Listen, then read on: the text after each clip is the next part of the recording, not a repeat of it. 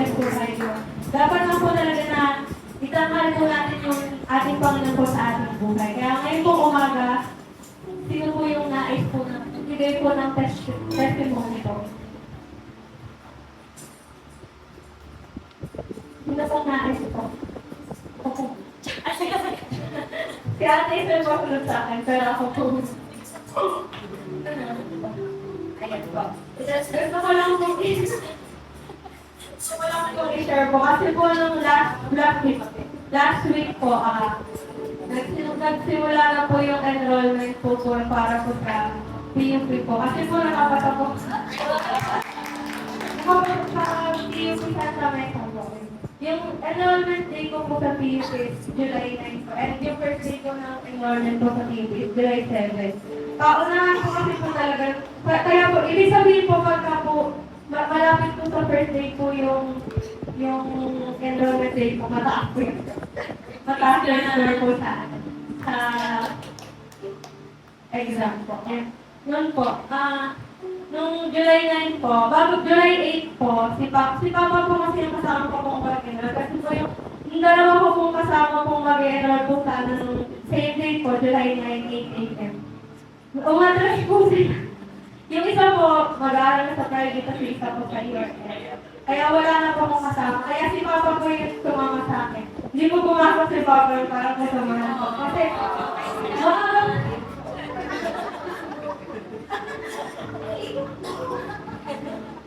maaga po kasi enrollment 8. Tapos, grabe po dun, 11 pa lang po ng gabi. May mga nakapila po para po sa mga panghapon pong mag-enroll. Kaya kailangan po talaga ng anak. Umila po kami ni Papa po dun. Umila po kami ni Papa po ng 3:50 po kami dumating doon. At nasa dulo na po, alas dulo na po ako ng pila po ng AM session. Pero hindi naman po ako kasi nag-worry kasi po yung course po na kukuha ko po dun sa PUP. Bachelor of Secondary Education po, major in Social Studies po. Hindi po ako nag-worry kasi sabi ko last year po, second week pa po naubos yung course po na kukuha. Kaya nagpunta po ako doon. Ang haba po ng pila.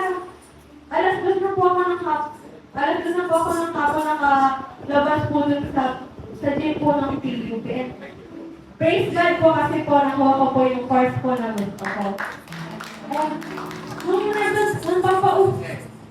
Nung papauwi na po ako, nakita ko po nagdadala po yung mga kaibigan ko po yung mga kaklase ko rin po na sa PUP rin po mag-aaral. Sabi nila, Ayla, nakaabot ka ba dun sa course mo? Kasi nakita namin ubos na. Nagulat po ako kasi pagka-uwi ko po naubos po yung course. Eh, hindi naman po siya prior course kalutan po ng engineering tsaka account. Doon po kasi sa PUP, accountancy tsaka engineering po yung talagang ubos po agad. Nagulat po kasi naubos po agad yung course na napili ko parang feeling ko na course po siya. Ay, nagpapasalamat po ako kasi nakaabot po ako dun sa course po na yun, sa program po na yun. Thank you, Lord. Kasi siguro din po, may purpose din po na dun po ako hindi po ako pumasok po sa URS binangonan po at sa URS po. Sa URS binangonan po kasi ang course po na na-apply ko po dun is accountancy po. Expert student po ako. Pero ayoko rin naman po. Pero kung nakapunta po ako, pipilitin po ako ng mga mag-accountant. Ayoko po nun, kaya buti na lang din. Hindi po ako naloko ng hindi po ako nakapunta sa binangonan. Kasi, tapos naman po sa morong po, meron po yung education, kaso wala po dun yung major po na gusto ko, which is yung social studies po. Science, tsaka English, tsaka math ang po yun. Kaya, praise God pa rin po kasi, kung dun po ako, hindi ko po ma-purpose po yung gusto ko na social studies. Thank you, Lord, kasi po, yung 4 years po, yung kukuhain ko po course is, hindi po ako napilitan, hindi po sinabi sa akin. So, ano po talaga yung course na gusto ko po, ayun po yung nakuha ko. Kaya, thank you, Lord. Sana, si Lord po yung sasama po sa akin sa buong journey ko po sa Pilipinas. Yan lang po. God bless po. Yan, si Ate Kisha namin daw po.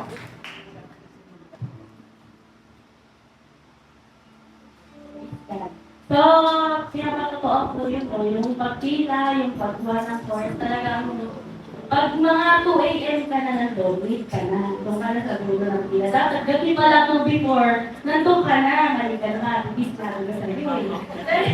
Okay. So, praise God to, no, dahil talagang pinapanalangin ko yung sana sa PUP Theater Team.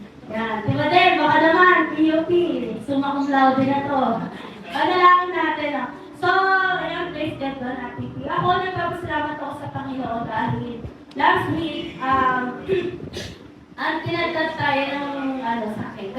Ayan ang may upo, may sipon, tapos yung ihi ko may dugo. Diba? Ni UTI ang person. Pero maraming salamat sa Lord dahil nakuha naman siya sa buko-buko, tubig-tubig, ganyan. Kasi talagang sa trabaho ko po, pag ako lang po kasi mag-isa sa tenure. So, nagtatrabaho po ako sa bank, ako lang po mag-isa na nagte-teller. So, may mga times po na hindi ka na talaga makakatayo o pag inom, hindi mo na magawa. Kaya, nung last week, talagang ginano tayo, inatake tayo ng UTI. Ang sakit ng buong galito natin, tapos ang ihi natin may dugo na. Pero maraming salamat sa Lord dahil nasa Kanya ang kagalingan. Sabi ko, may pag-pray mo ko! Hindi pa ako makapagpa-check up! Hindi ko may dugo na. Sabi ko, sige, bibigyan kita ng buko. Mukhang yung buko ay sinamahan ng panalangin. Kaya maraming salamat sa Panginoon dahil nasa Kanya ang kagalingan at kahit hindi pa na nagpapacheck up, ay talagang feeling na natin ang healing na nagmumula sa ating Panginoon. So, ayun lang. Gusto ko lang ipagpasalamat din sa Panginoon. At praise God din po dahil kanina umaga nag-update si Sister Vivian. Pauwi na po siya. Praise God po to. Ako hindi nakakalangin at support ka para po sa aking Sister Vivian. So, yun lang. Praise God po. Sino pa po nais po magbigay po ng kanilang papato? Ay.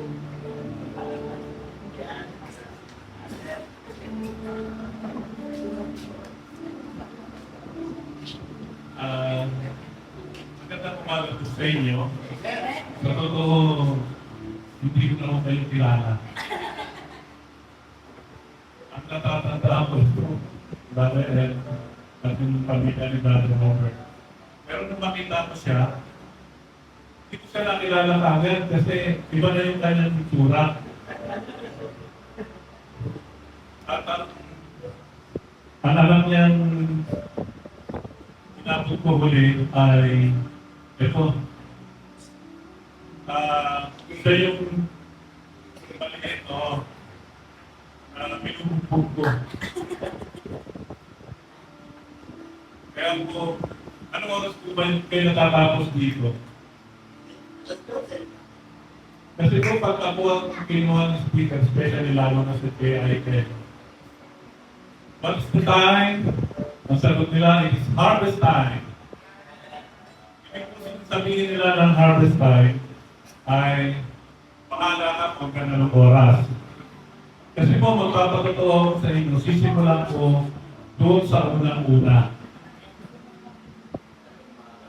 Year 1987, I was 23 years old. And this church, ito pong bahay pa ng bahay na ito, is my first assignment for God. Sabi nga po, ang mga tao ay kakaunti pa lang tayo, di ba? Ngayon ang Panginoon. Dahil po sa kakauntihan ng membro, ay ang gamit namin noon ay isang gitara na luma, isang speaker na maliit, at isang mic na upugak-pugak. Ganun pa rin hanggang sa ngayon. Hindi po, maganda na kayo ngayon kasi naka-wireless na kayo. Ito po yung sabi ko nga ay church na nakita kong pinagpala ng Diyos. Although maganda ang church, dahil bakit gawa po ito noon. Ang malaking issue ay yung mga kapatid. Talagang Ang trabaho ko ng mga kapatiran dati ay paminista, kaya si Brother Robert, isang karpintero, pero nandun naman po yung pagpapala ng Diyos. Ang tinatanggap ko noon monthly, hindi ko po alam sa inyo sa ngayon, ha? Hindi ko po alam. Ang tinatanggap ko noon ay 1,500 pesos. Malaki ba o maliit? Year 1987,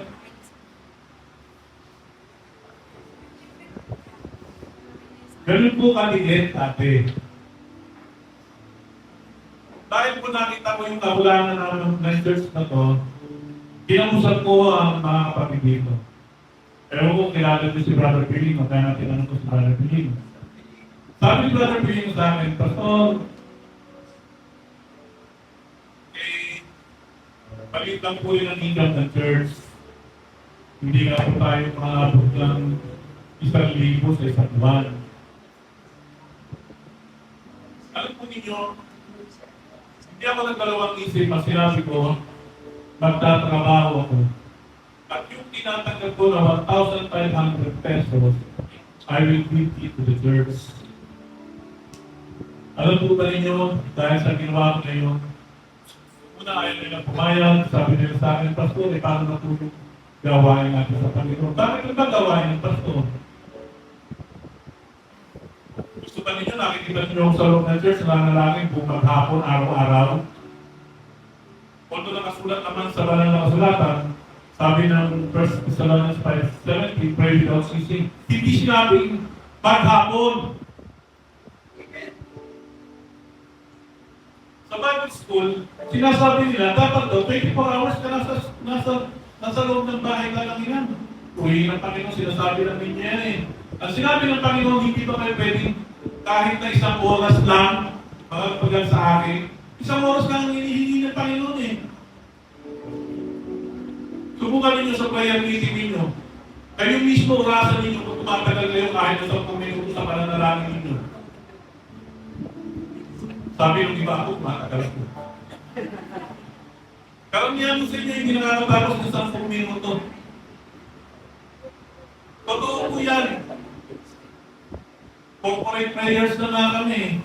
Ako na ang leader eh. Kumisan. Matagal na yung sumusobra ako eh. Mga kapatid, nabuo po ang simbahan. Ganda naman ng inyong drums. And I think that ang Diyos po ang kapurihan. Kasi dati alam niyo po ba kung ano ang aming drum set? Galon! Ang drummer ko noon, ito po pangit na nasa unahan ko. Siya nagda-drums. At yung alam naman ni Brother Pilino, ang muna po namin napili ay yung organ. Pinili po namin yung organ, kaya nagkaroon kami ng organ. Gumanda yung aming praise and worship. Hindi naman yung panahon na napuno ito eh, sobra pa nga. Dami talaga. Alam po ninyo, talaga, ang ganda. Actually, pag tumapo ako ng puri sa Panginoon ngayong araw na ito, talagang, hallelujah, nag-umapo po sa puso ko. Sabi nga ay, natikman ko muli yung kagalakan kung narinig ko pa ako. Ito lang po ang mga tao, pero kayo pa rin yung mga true worshiper talaga ng Panginoon. Kaya maraming salamat. Alam po ninyo, 87, 89, umalis po ako, nag-abroad ako. Punta po ako sa Saudi Arabia.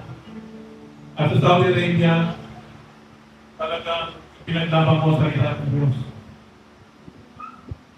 Kahit po yung mga matawag roon, pinatawag nilang mga priest, ay talagang po ipinangin paglaban ko ang salita ng Diyos. Na akong mapita, maputulan ang mundo ng dahil sa salita ng Diyos. Sabi ko nga, Ang Panginoon ang siya'y may hawak sa akin, ang Panginoon ang tumawag sa akin, ang Diyos pa rin ang patuloy na mag-iingat ng buhay ko. Kung saan po ako dinadala ng Diyos sa Saudi Arabia, makakatama. Kaya, alam ko ba ninyo, tinatravel ko ng 6 hours ang yan para lang makapangaral ng salita ng Diyos. At yun po ay binabiyahe ko lamang ng 6 na oras. 500 kilometers. Ang takbo ko, sabi nga, takbo hanggang merong lupa. Yung tumatakbo ngayon ng 220 kilometers per hour. Para wag naman ang daan eh. 6 lane po yan. Alam po ba ninyo, nang makapunta ko ng Riyadh, ay doon ako napagod. Ang una kong tinigilan sa Carrefour, sabi ng kapatiran sa akin, dahil po nag-usap kami, Pastor, nakikita niyo po ba yung green na sasakyan na yun, yung Mitsubishi? Lipat po ba yun doon? Lipat ako doon. Pagkapunta na naman namin ng kabilang supermarket, Pastor, nakikita niyo po ba yung red Mitsubishi na yun? Lipat po kayo doon. Pangatlong sasakyan, sabi sa akin, Pastor, nakikita niyo po ba yung Land Cruiser ba yun? Lipat po kayo doon. Nung nasa Land Cruiser na kami, sabi ko doon sa kapatid, ilang transfer pa ba? Ganun po kasi kahigpit sa Riyadh eh. Samantalang kami sa Al-Kubar, dala-dalawa lang ang pagpalit sa building. Pagdating mo sa taas, kakato ka lang, kapapasukin ka na, okay na. Sa Riyadh, hindi. Sabi sa akin ng kapatid, Pastor, isang transfer na lang po. Pag-transfer ko ng isang sasakyan, dinala po ako doon sa malaking bahay. Actually, up and down yung bahay eh. Sabi ko, ito na ba ako? Dito na po kayo. Pagpasok ng sasakyan, sabi sa akin ng kapatid, Pastor, magbibihis pa po ba kayo? Sabi ko, oo. Yung sa kwarto dyan, pagpasok niyo straight ang pasok kayo. Pag natapos na po kayo, makakakita po kayo ng hagdanan pababa. Tapos, bumaba po kayo doon, bumabog din po kayo, pag bubuksan na kayo, agad na po yung palangka. Alam po ba ninyo, pagbuka sa akin, underground place ay ang tao po doon ay nasa 150 pesos na. Ganon, kadelikadong lugar, pero ang mga nag-worship sa Lord ay uhaw na uhaw. Hindi nila alintana yung kadelikaduhan ng pagsamba. Kasi mga kapatid, pag hindi ka pupunta eh. Kaya pag ang mga kapatid galing ng Saudi Arabia, tanungin mo sila sa kayo ng araw. Sa DBS po, ano yung DBS? Desert Bible School. Alam po ba ninyo tumatagal ng alam ko na ng madaling akong pag-aaral? Meron po ako natin pa rin na worship service. Ang simula mo 3:00 ng madaling araw. Kaya pala ang sabi nila doon sa kanilang samahan ay pang-matatagal. Kaya malaman ko, alam ko na ng madaling araw, tapos sila ng trabaho, pupunta po sila doon sa worship place, mag-aantayan hanggang 3:00 exactly, simula ng pagsamba. Tapos matatapos yun ng 6:00. Sabi ko, kumihinap kami ng ang araw ko nagsimula. Nag-prepare ako ng 7:00 dahil alam ko 8:00 simula. Pala, 3:00, pagpupuro na ako nagsalita. Kaya ang message ko mahaba, hihingin ko na lang. Sabi ko, hihingin ko na nga, 1 oras pa rin tinabot. Kasi may pasok ko ng 8:00 eh. Tingnan nyo pagkagaling sa gawain. Kapag napagkaroon, diretso pa ng trabaho. Pag tao kayo ng Diyos, talagang makikita nito. makikita sa inyo ng Panginoon kung gaano kabuti ang Diyos sa buhay ng bawat nagagawa ng Diyos. Nag-assign po ako sa Saudi Arabia year 2009. Establish ko po yung church sa Damam. Actually, nasa Kumar kami. Kasi sobrang dami na. Kasi hindi na po pwede mag-ipon ng napakadami. Nagkalaman na po kami sa isang kwarto, yung dalawang kwarto, dinutas namin. Naglalaman na siya ng 60 na mahigit, apaw na. Pag nag-worship po kami, purihin ng Diyos. Kahit tatlo yung aircon, pasang-pasang ang pawis dahil na yung mga kapatid talagang galak na galak sa pagpupuri sa Panginoon. Establish po namin ang damang. Kaming malang po. Kaya kung paalis na po ako, ayaw ko para sa mga kapatid. Sabi ko sa akin na, tapos na ang muling ko dito sa Saudi Arabia. Hindi ko rin alam kung saan ako dadali ng Panginoon. Pero isa ang alam ko. Ang patutunga ko, gawain pa rin sa Diyos. Nakarin po ako sa UAE 2010 at tumagal po ako hanggang 2022. 13 years din po ang itinagal ko at in-establish ko yung isang gawain na naman. Kasi sa UAE, masyadong kakaiba sila eh. Nangahawakan sila doon sa denominations. Yan sinasabi ko sa kanila, nobody will handle me. Especially the denomination. I will serve only our true God, the Lord Jesus Christ. Kaya po, puli ng Panginoon, umupang po ako ng isang bila for 4,000 dirhams. Alam po ba ninyo, katulad dito, ang mga ng taon ay hindi ko alam kung saan punta ng kanta namin eh. Alam niyo ba, kung hindi mo alam kung saan punta ng kanta, meron yung iba nakataas na, siya naman nakababa pa.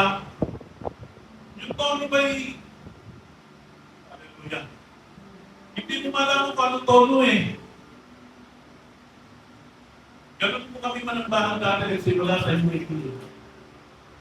Pero alam po ba ninyo, pag pinagpala ng Diyos ang gawain ng Panginoon, ang naging mga mananungkot ko ay talagang mga instrumentalist. Banda. Ang trabaho po nila ay mga musikero talaga. Yung gitarista ko, hallelujah. Kaya niyang pakantayin ng gitara sa pamamagitan ng beat. Kahit walang awit, para na kayo kumakanta sa husay kumilaman. Yung bass guitar, yung organist, sumasayaw pa rin yung nag-organ ko. Ang dala-dala niya, pag dinala niya yung maliit niyang organ, pilit Panginoon. Tapos yung mga singer namin, talagang pinagpala ng Diyos ang mga boses. Talagang, hallelujah. Ang malaking problema, yung mga attendees, may Nigerian, may Kenyan, may Pakistan, may India, ituloy ng Panginoon. Ang English kong baon, 60% lang. Talaga, matutuloy talaga kayo sa kanila. Ang sarap magpuli sa Panginoon. Talagang naroon ang kasabitan ng bawat isa. Alam ko pa ninyo na yung mga manunungkot ko ay talagang mga manlalasing. Mga umiinom ng alak. Kasi trabaho nila yun eh. Sabi nila, Pastor, pwede ko ba kami mag-dito sa Pastor? Sabi ko, umiinom kami ng alak. Hindi ako tagpilin nyo. Meron kayong Diyos na dahil kinakausap ang nananalangin kayo.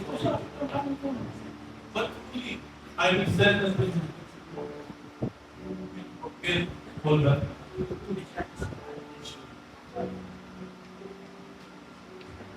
Alam po ba ninyo, naging matatas sila sa Panginoon? Wala sa kanila yung Panginoon. Eh, samantalang isang shot nila, meron silang, anong tawag mo? May porsyento sila doon sa alak. Bukod pa yung tip, may porsyento sila doon sa iniinom nila na alak. Pinagpalit nila yung alak-alak sa Panginoon. Purihin po ang Diyos. Nasa po ako manambahan kami sa loob ng bank. Kasi wala kaming makita eh. And this is my challenge to this church. Manap po ako ng lugar na pagsasampahan. Nagbabayad po ako sa restaurant ng 600 dirhams for 3 hours. For 3 hours only. Kaya po dadating kami doon before 9 o'clock. Dala-dala namin yung mga instrumento. Ang mabigat yung mga speaker eh. Mga mic, lahat, dala namin lahat. Tapos after 3 hours, aalisin mo na naman ulit. Hirap po kami. Pero kung yun pa nang gumagakita yung mga kapatid, mas nagdasig sila, gusto talaga nila magpuri sa Panginoon. Sabi ko, hindi tayo bumubra ng ganito kasi kakapasin tayo sa budget. 600 every Friday. Friday po panambahan namin doon eh. Kaya sa loob po ng 4 na linggo, magkakaroon yun. Diba? Pwede na rin yun, 2,400 dirhams na po. Malaki. Sabi ko, sabi ninyo yung mga amin ninyo. Eh yung isa, sabi sa amin, Pastor, hindi po pwede sa amin kasi sa amin po, generator. Yung gabi lang po pinapandar yung generator. O sabi ko, sige, sabi ko na lang, sabi ko sa isang kapatid na babae. Nung kinausap niya yung Lebanese, kasi Christian din yung Lebanese eh, Catholic Christian siya. Alam niyo, sabi sa Lebanese doon sa kapatid lang, sabi niya, don't Pastor Alex, Alex not allowed to use this bar because the bar is dirty. It is not a good place for worship. Akala ba ninyo, nawalan ako na hindi. Lumabas sa bibig ko, ang sinabi ko doon sa kapaliran, dahil brother Tom, say to me, the church is not a temple built by man, but the church is a temple built by God. We are not considering the place. I am consider the people who will worship God. Alam po ba ninyo, kung sabihin niya kay Brother Tony yung gano'n, sinabi ko, nasabi lang si Brother Tony, Pastor Alex, he can use it on Friday. And Wednesday na po nun. Kaya dali-dali po kami. Alam ko ninyo, pagpasok ko sa bar, hallelujah, masalinas Panginoon. Naalala ko ang sinabi ni Elias sa Diyos. Sana ko paranoon, Panginoon! Pumunta man ako kahit sa ilalim man ng lupa. Naroon ka rin. That's why I look to God. Lord, you are good. Andito ka rin, Panginoon. Buksan ko yung mga exhaust fan, buksan ko yung gano'n. Kasi amoy sugar ninyo talaga. Amoy alak. Yung saksang ng amoy ng nangiinuman. Iinom, Panginoon. Lahat yan lahat natin. Yung mga kapatid na mga baguhan na tumatalo, balita na nga sa labas eh. Pastor Alex, nag-worship sa bar. Bakit mo sila iintindihin? Eh, ang Diyos ang nagbigay ng lugar sa akin. Pumupunta sila doon. Alam po ba ninyo yung isang kapatid na malapit sa akin? From Abu Dhabi, Lumuwas siya, pumunta siya ng Ras Al Khaimah. Ang sabi niya sa akin, ang sabi niya sa sarili niya, dahil malapit na lang sa akin, ang sabi niya, pag nakita ko ang lugar, hindi ako na-bless, hindi na ako nakalipas pa tayo. Sabi ko sa kanya, Brad, dito ka lang. Ako na ang pastor, ako pa ang nagtututo ng mga kapatid. Sinusundo ko po ang mga kapatid, 10 to 15 to 20 kilometers ang sunduan. Sino ang pinakamalayong bahay dito sa inyo? May taga San Carlos pa rin po ba? Ha? Meron ba mong taga San Carlos? Ha? Morong? Ay, ito yung door ko dyan. Ang pinakamalayo kong sinusundo ko, 35 kilometers.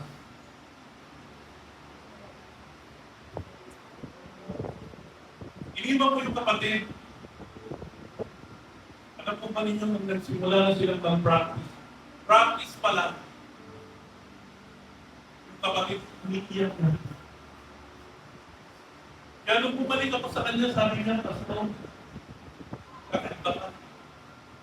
Bakit? Kung lugar na pinili ko, sabi ko, Brad, hindi ako ang pumili nito.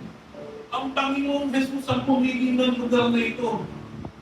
Although the place is pangit, it is dirty, it is an ugly place. But who am I? Sino po bang tumanggi sa gusto ng Diyos?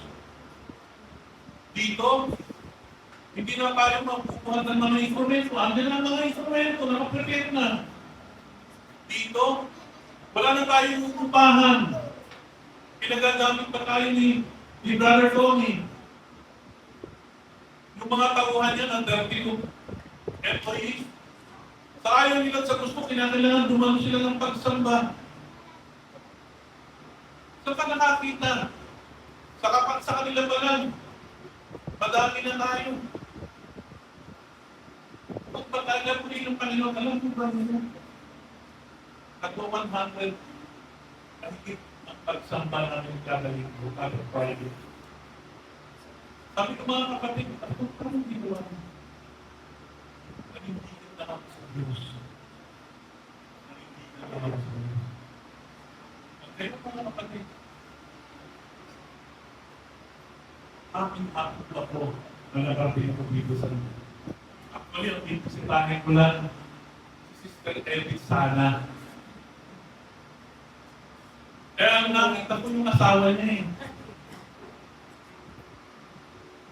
Wala na kang dito sa Lord, may hindi na mabagda.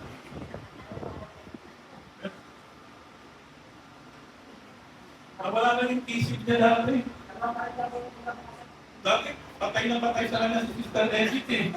Nakikita nyo ngayon, iniiwan na siya.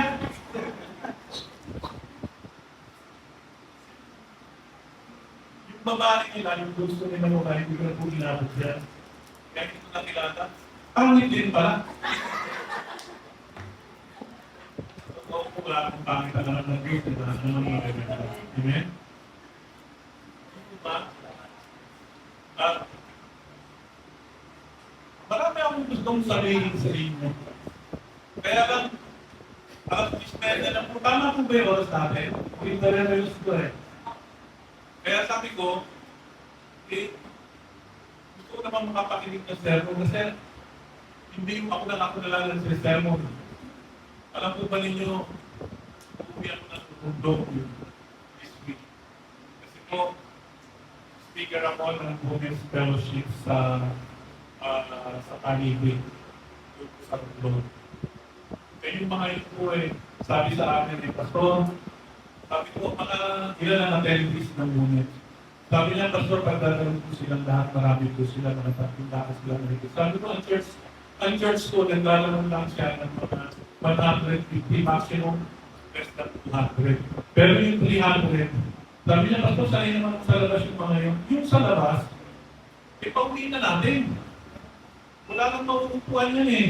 Dagdag pa sa pagkain na eh. Kaya sabi ko, ng Panginoon, dito po, paano ko po kayo. And that's a very challenging works para po sa bawat isa sa inyo. Hindi po sa pastor na nakatalaga, isa ito po lahat.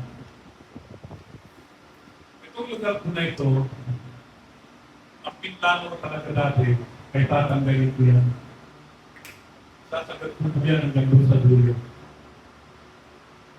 Kaya lang, may sabi nga ng ating kapatid, wala na si Sister Peron. Hindi po kasi talaga nag-usap eh. Kasi pakakausapin natin, nahihirapan ang tayo. At ito po ang ating ako. Kapag ang gawain sa Panginoon ay maliit lang, yung capacity lang ito ang talagang kilalaman ito. Ako pa po ba ninyo? Paano kayo na mas malaki at makikita po ninyo. Kapalain kayo ng Diyos, magpupulat na lang kayo kung saan ang gagaling ang mga kapatid na makakasama ninyo sa pagsamba. Huwag kayong matakot. Kaysa nandiyan ang Methodist Baptist Church, tapos nandito naman yung maraming simbahan dito eh. Diba? Sabi nga ng John 23, sabi ko na dyan for 23, ko hinahanap ng Diyos ang tunay na mananamba. Marating na ang oras at ngayon na may nahanap ng Diyos ang tunay na mananamba. At kayo yun. Diba? Kayo yun. Usapan po ninyo, sama ninyo sa inyo pong meron po kung yearly report ninyo July na tayo, no, yung quarterly meeting ninyo na huwag nyo sasabihin na sinabi pa sa Alex na kung makakahanap po kayo ng mas malaking lugar, usama po ninyo sa panalangin. And I know God will answer you. Kasi, ano po yan? Kung kayo. Alam po ba nito, sinimula po ang gawain sa UAP na walang tao lang kami. Sabi ko nga sa inyo, yung aking gitarista, siya na yung aking song leader. Tapos, yung tagamista ko ng attendance, kung ilan kami. Kasi, pinilingan ko sa yung attendance namin. Sa loob po ng isang buwan, sa 35 kami.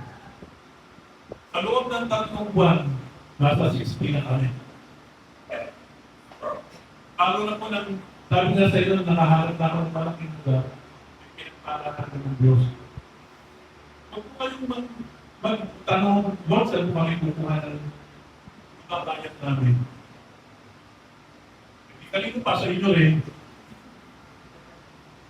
magpapakain po kayo ng Diyos. Amen? Bigay po sa Diyos na sa Diyos, magpapakain kayo ng Diyos. Alam niyo po ba kung magkano offer nila sa akin sa UAE? Meron ako ng mga kapatid para tumigil ng pagtatrabaho. Sabi nila sa akin, Pastor, kaya na naman po namin nabigyan kayo. Kaya po nakipag-usap ako kay Pastor Roland, gusto kong inano ang UAE. Kaso, nagkaroon na lang po ng problema, nag-lockdown, kaya yun po yung naging problema natin. They are offering 6,000 dirhams monthly allowances ko. Hindi ako sanay sa ganun eh. Ang sabi ko sa mga kapatid, kung matutumbasan ninyo ang presyo na sweldo ko, tatakatin ko. Pero tatakatin ko na kayo ng gusto. Sa Panginoon lang ako nagpili ko. Pag binayaran ninyo ako, aalisan ko kayo. Malis na ako doon, iniwan ko sa kapatid ng gawain.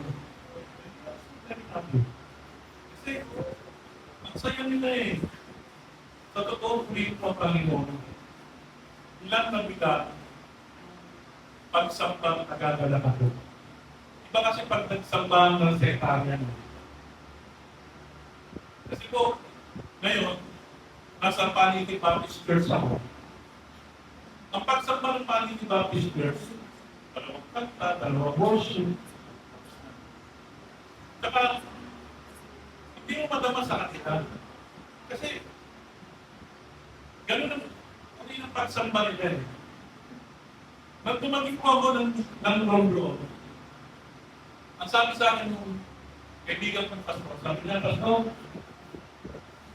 magtatayo ka ba ng church mo dito o ano ba pa? Sabi ko, ang dami ng church dito. Tutal kayo ang nag-alaga sa mga bilang. Nakita ko yung pag-aalaga kita sa mga bilang ko.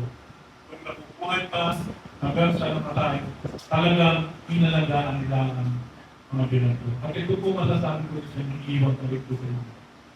Yung mga matatanda ko yung miyembro, huwag ninyong pababayaan. Talawin ninyo. Minsan kasi ng ginagawa natin, bigyan ko rin sila para maranasan din nila yung pagmamahal ng Diyos.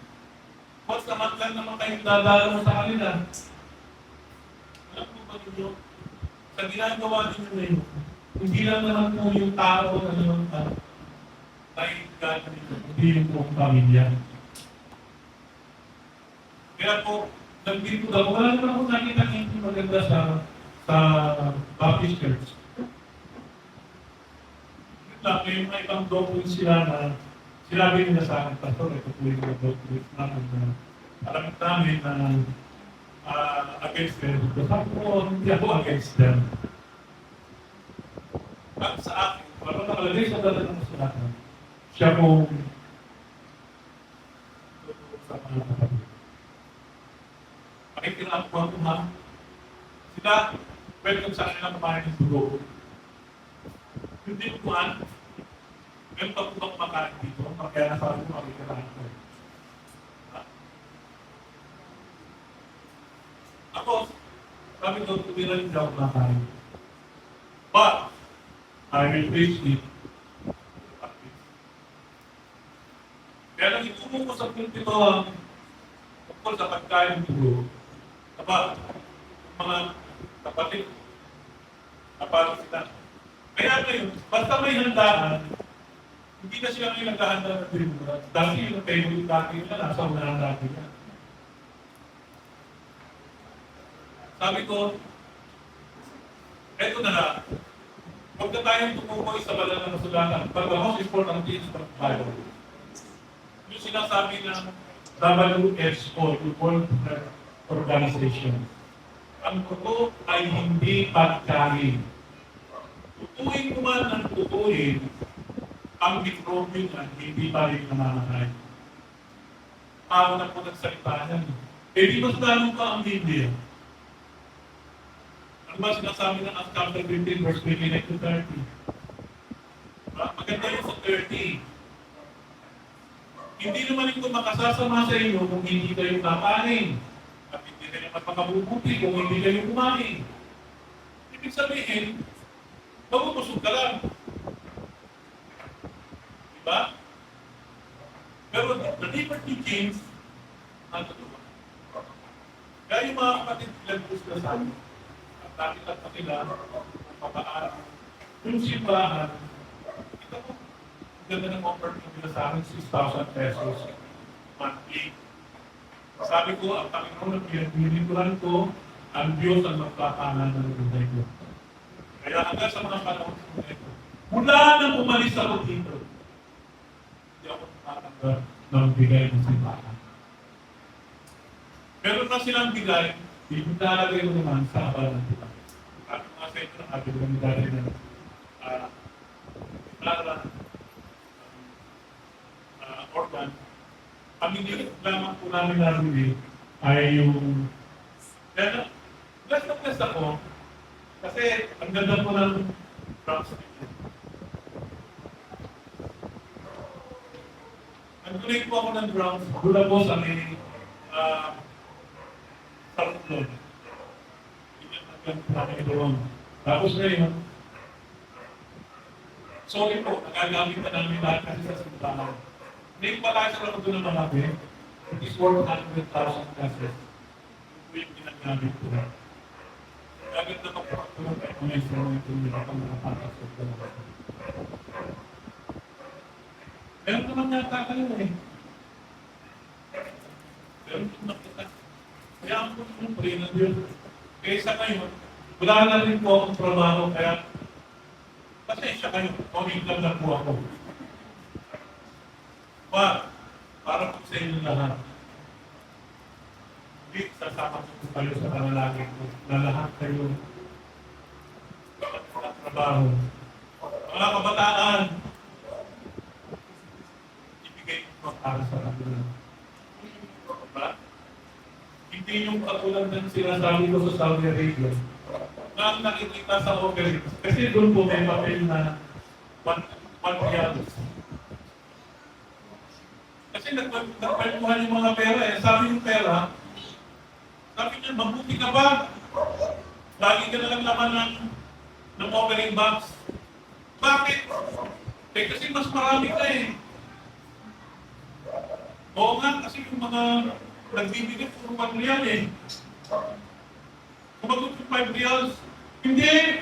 Pero hindi naman 5. Nahihiya lang yan. Ang totoo, gusto ka ang pabaryahan yan eh. Sabi ng 10. Kasi meron kong 10 riyals din. Sabi ng 10 riyals. Eh, ako naman paminsan-minsan marami din. Oo, paminsan-minsan, pag wala na silang barya, pag wala na ako, wala na yung 5. Kaya 10 na lang na ibibigay. Eh wala ng 20. Meron pa 20. Sabi ng 20. Ako rin naman eh. Sabi niya, sa pagod ka ba? Bibira kang makita. O yan po, 50. 50. Bibira kang makita sa box eh. Sabi ng 100. O ako, binibigay ako ng mga nagtatights. Oo, sa loob ng 1,000, kumisan, isa, dalawa. Pero bihira din. Kaya sumakit yung 500, sabay-sabay yung lahat ng pera. Huwag ka na, hindi ka naman nakikita rito eh.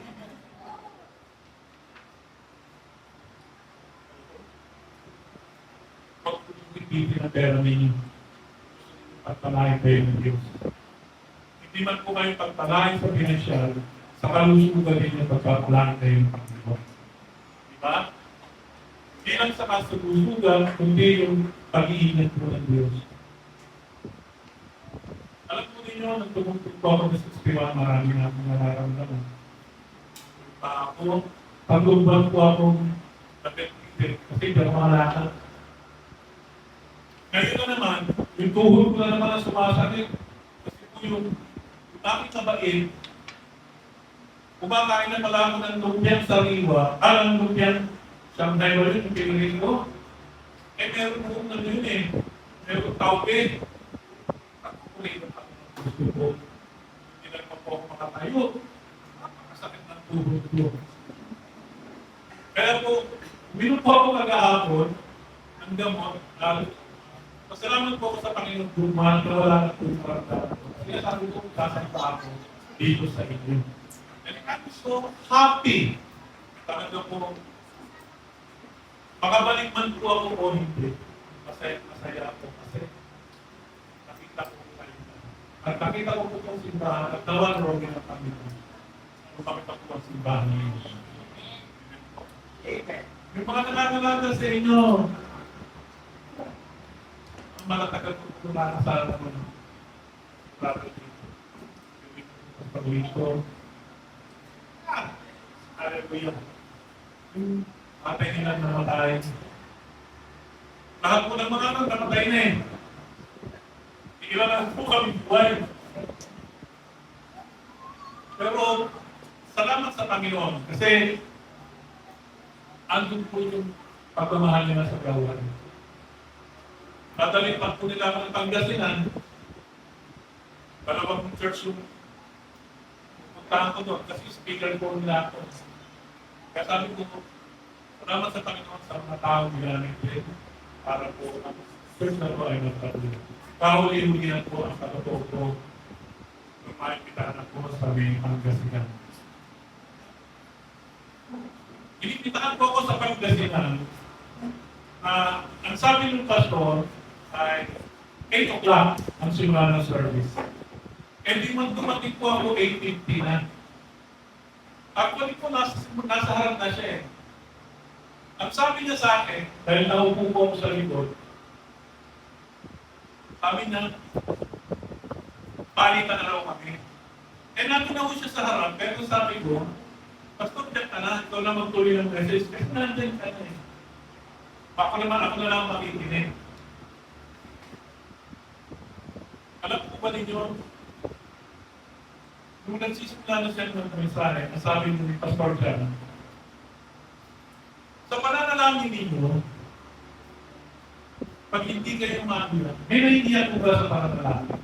Pero naman siguro. O wala? Ha? Tapos ko yun. Nasabi po ni Pastor Dan, sa pananalangin ninyo, pag hindi kayo maiyak, pasampal ka sa katabi mo.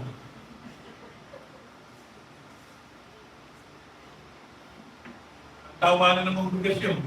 Eh, talaga naman. Diba? Sa pananalangin mo, pag hindi ka maiyak, pasampal ka sa katabi mo. Sabi ni Pastor Dan. Nung marinig ko yung sinabi niya na yun, yung kanyang introduction, sabi ko, ito ang hinahanap ko mensahe. Ito ako ng maayos. Alam ko ba ninyo sa kanyang patuloy ang pagbibisahe? Ang pinakamahirap na hinihingi ng Kristiyano ay dinataan niya sa panalangin.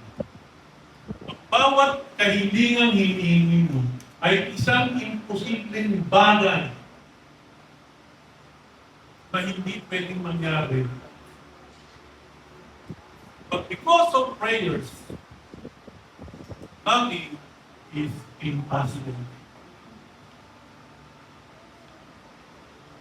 Kahit anak ka ng Diyos, tutugulin ka ng Panginoon sa pananalangin. Kaya, rin ang takbo sa akin, napakagandang mensahe. Kaya kapatid ko ang hinihingi mo sa Panginoon. Kaya ako bilang isang pastor, ang hinihingi ko minsan buhay ng tao eh.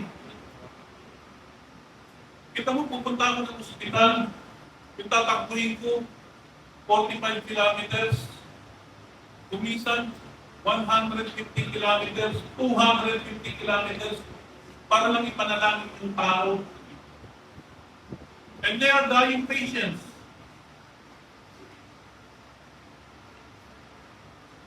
Humihingi ako ng panalangin sa mga kapatiran.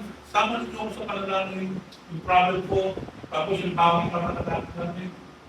Kita mo may sakit na cancer, ipapanalangin mo yan. The pastor is allowed to go to the hospital. You can only give your IDs.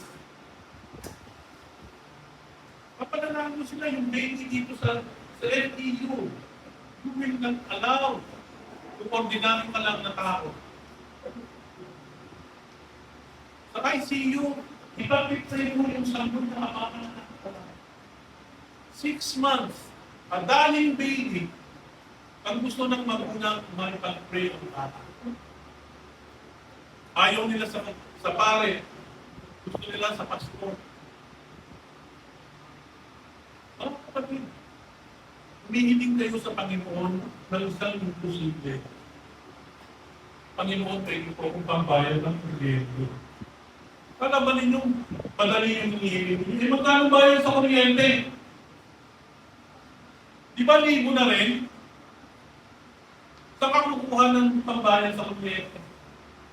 Tapos sabayan pa ng bayad sa bahay. Pagkain pa ninyo, sabi nga nito, pang-tuition. Mama mo.